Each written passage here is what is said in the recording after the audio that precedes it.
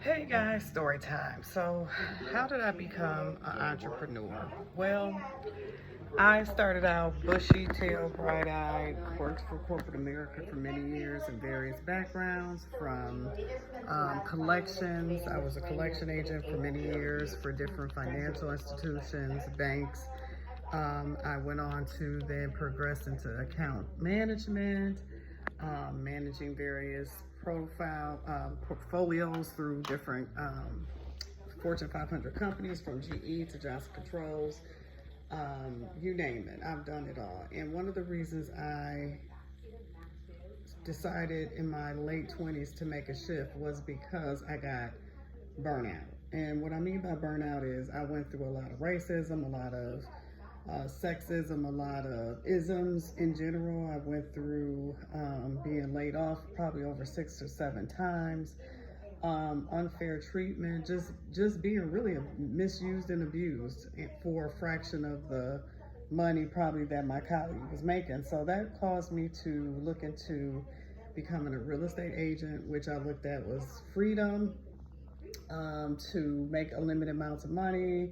I felt like I could deal with people enough to where I could successfully close transactions. But moving on to how that journey went, it was still rough because I live in the state of Wisconsin. So I went through a lot of racism again. Even though I was familiar with it in corporate America, I don't think I understood it on that level of financial, economical sales from just me, an individual trying to represent myself and get your trust to allow me to be a realtor. And in this state, it was pretty hard. I've been called a color girl. I've had people, I showed up at their door to try to talk with them back in the day when they would call in the office and say, oh, I'd like to have a realtor come out and assess my home. And I would go out there and those people would see me at the door and they would look like they saw a ghost. And so I went through that. And I've been a realtor for 20 years. I've survived it, but I went through that. And so finally, I'd say probably in my mid 30s, I began to realize that I wasn't living in my purpose. Being a realtor was just that. And I enjoyed helping as many buyers and sellers accomplish their real estate goals, but I desired to have something that was more with my stamp on it. And that's what caused me to look into other industries. So I became more of an entrepreneurial coach.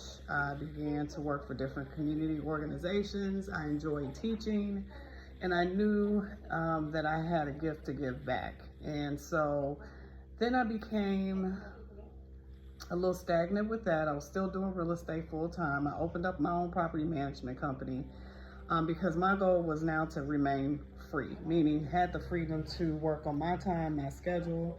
I wasn't trying to go back to corporate America. I wasn't trying to deal with the monotony of the politics, the politics. So I knew I had to stay out here. And I have been, I shall say, thank you, Jesus, self-employed since 2011. Now, has it been easy? No. But I felt the why was big enough for me to continue to explore my entrepreneurial interests, if you should say so. So then around 35-ish, I became a mom by this point. I just got divorced. And so that definitely opened my eyes, and I began to see how important it was to have different multiple streams of income because things change. Real estate can go up and down. It can one minute be popping, the next thing. I remember one time I had over 7 deals in a pipeline, and all of a sudden, all of them was gone. And that's how I pay my bills. So I realized, you know what, Leslie, you can never put your whole livelihood in one basket. And that's when I decided to consider home care. Many of you know my story that have kind of tuned in. My dad got sick in 2012, didn't know it was colon cancer. And then when we found out it was colon cancer, it was stage 4. So we became overnight caregivers, and we began to see the process of what home care was, and it just really touched my heart.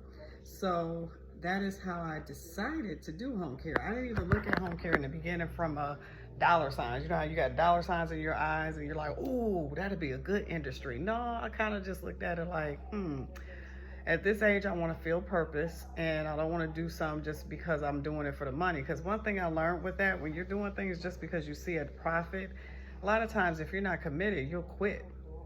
So I decided to go into home care and make a living for myself, helping others, and it's not easy. But it was a way for me to continue to live my dream, which is to be free to be me, number one. The biggest thing issues I had was when I worked for other entities, is you always had someone on the team that had an issue with you, or maybe there's a manager that was insecure and didn't feel like if you were a part of the picture, you kind of were a problem for them. And you were just, I generally was just trying to be a good employee, do my job, but I always did things from a perspective of excellence. So that irritated people. And I said, you know what? Well, God, I know I'm this way for a reason, and I'm not fitting into these environments.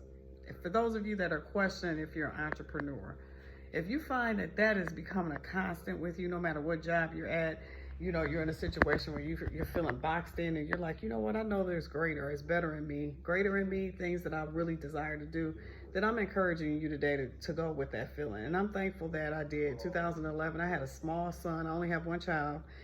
It was scary. I could have been like, nope, I'm going to play it safe, keep a job, keep 2 jobs. But I said, no, God, if you open that door for me to be able to go out and explore my dreams and be able to take care of my son, I'll do it.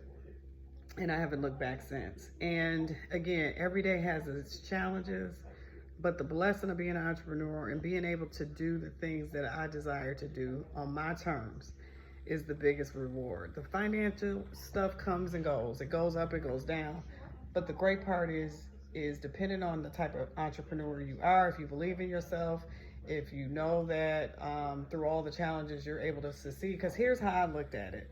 If I could work for somebody all those different years and put up with all that different mess that I put up with, I mean mess, discrimination, you name it, playing games with your salary, with your pay, you hearing other people get increases, and then all of a sudden you haven't gotten nothing close to that. I went through that on my brokerage. I went through so many different obstacles, to be honest. So I'm thinking if I can go through all of that, I can definitely surely go through it for my own business. So I'm encouraging you, no matter what industry it is, if you feel purpose to do it, go for it.